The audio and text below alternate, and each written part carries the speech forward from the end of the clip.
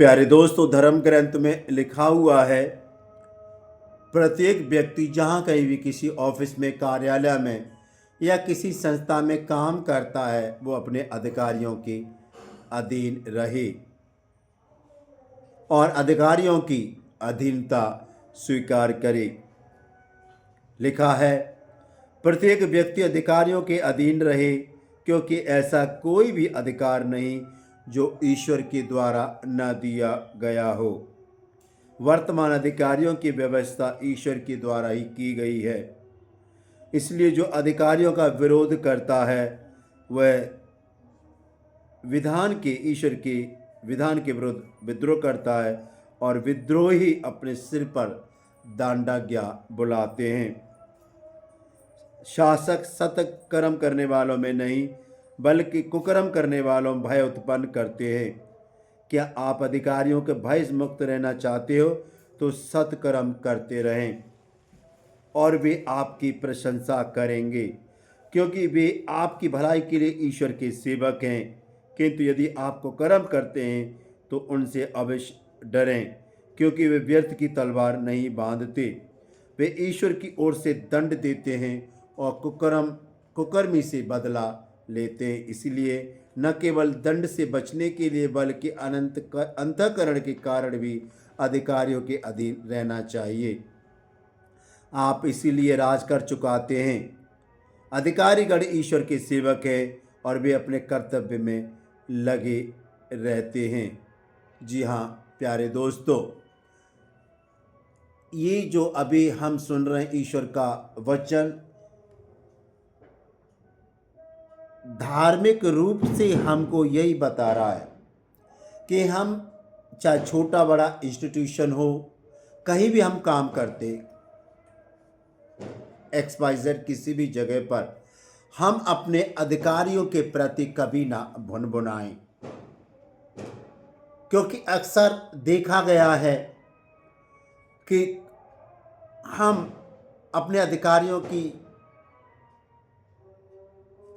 विरुद्ध हम भुनभुनाते हैं कि हम ये सोचते हैं फलाने व्यक्ति को वो कुछ महत्व देते हैं, हमें और कुछ देते हैं। लेकिन सोचने वाली बात है, यदि आपको ये लगता है कि वो आपको महत्व नहीं दे रहे हैं, वो जाने, उनका कर्म जाने, लेकिन हम सबका कर्तव्य यही बनता है हम उनका कहना माने।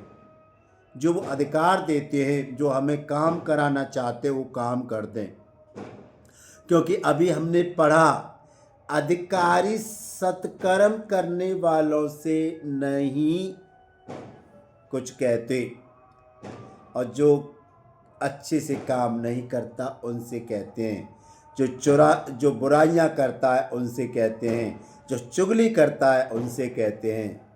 क्योंकि ईश्वर के विधान के अनुसार अधिकारियों की नियुक्ति भी ईश्वर के द्वारा की गई है।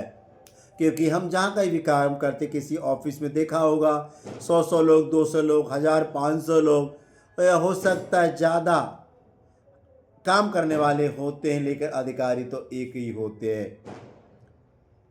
जब अधिकारी एक है तो क्या हमें उनके प्रति भुनभुनाना चाहिए? नहीं चाहिए। हमें अपना कर्तव्य का पालन हमेशा करना चाहिए। अपना तन मन से जहाँ भी काम करते हैं और इंस्टीट्यूशन में, उन संस्था में या उस कार्यस्थल पर बड़े तन मन से अपने काम में लगा रहना चाहिए। ईश्वर हमको यही बताते हैं। यदि हमारे अंदर सोच आ जाती है कि कोई भी अधिकारी मेरे मन का नहीं है या मेरे समुदाय का नहीं है, तो ये सोच ईश्वर को भी बुरी लगती है। आप सोचते हैं कोई भी अधिकारी मेरे समुदाय का नहीं, तो जो अधिकारी होते हैं वो एक जगह पर हमेशा तो रहते नहीं, चले जाते हैं ट्रांसफ़र होके।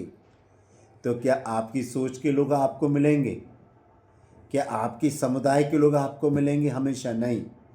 तो इसीलिए अधिकारी जो भी होते हैं, ईश्वर का रूप देखो, उनमें ईश्वर देखो, ये सोच कर कि इनकी नियुक्ति भी ईश्वर ने की है।